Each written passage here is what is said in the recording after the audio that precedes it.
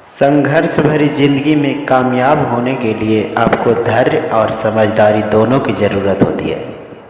श्री कृष्ण कहते हैं, जो अधर्म के रास्ता पर नहीं चलता उसका विजय उसी के साथ रहता है। जीवन के सफ़र में लंबा जो इसीलिए हमेशा उच्च उद्देश्य का चयन करना चाहिए।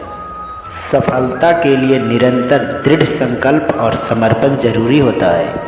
यदि आप दोनों विशेषताओं से वंचित हैं तो आप कभी सफल नहीं होंगे। जीवन के मुश्किल पलों में आपका लक्ष्य का याद रखना चाहिए, इससे आपको संघर्ष करने का शक्ति मिलेगा। अपने लक्ष्य के संघर्ष करने के लिए आपको अस्थिर होना होगा, इसीलिए आपको धैर्य और सहनशीलता से संघर्ष करना होगा। संघर्ष के समय में निराश न हो, क्योंकि निराश होने से आपकी समस्याएं बढ़ सकती है। संघर्ष करते समय हमेशा सकारात्मक रहें, यह आपके सफलता का रास्ता में मदद करेगी। श्री कृष्ण हमें समझाते हैं कि हमें अपने कर्तव्य के पालन करना चाहिए और उन्हें पूर्णतः निभाने के लिए संघर्ष करना चाहिए। सफलता के लिए आपको अपनी जिज्ञासा से बढ़ाना चाहिए, जिज्ञासा, और उससे निरंतर संवेदनशीलता के साथ जीना चाहिए। जब आप संघर्ष कर रहे होते हैं तो आपको हमेशा सफल होने के लिए उद्यमशील और आत्मविश्वास से भरा होना चाहिए। जीवन में आपको संघर्ष से डर नहीं लगना चाहिए, क्योंकि संघर्ष हमें आगे बढ़ने का शक्ति देता है। जीवन में संघर्ष से नहीं घबराना चाहिए, इससे हमें नई ऊंचाइयों की तरफ आगे बढ़ने में मदद मिलती है। श्री कृष्ण के उपदेश से हमें यह समझ मिलता है कि सफलता के लिए आपको धैर्य और कड़ी मेहनत के साथ काम करना होगा।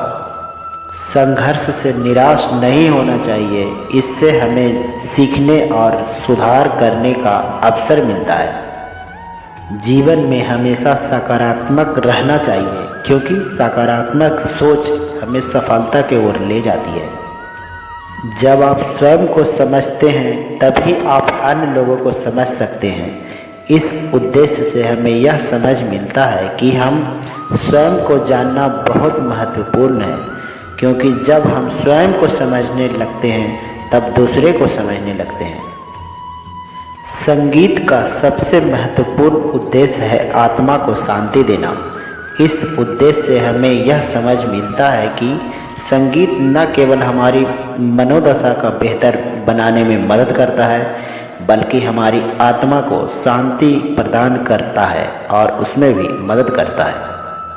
जो व्यक्ति सभी से प्रेम करता है वह भगवान का समान होता है। इस उद्देश्य से हमें यह समझ मिलता है कि हम सभी मनुष्यों से प्यार करना चाहिए और यही हमें भगवान के सामने करना चाहिए। जब तक आपके मन में नफरत होती है तब तक आप खुद को भी शांति नहीं दे पाएंगे। इस उद्देश्य से हमें यह समझ मिलता है कि हमें नफरत से दूर करने के लिए आवश्यकता है, क्योंकि नफरत हमारी आत्मा को शांति नहीं दे पाती है।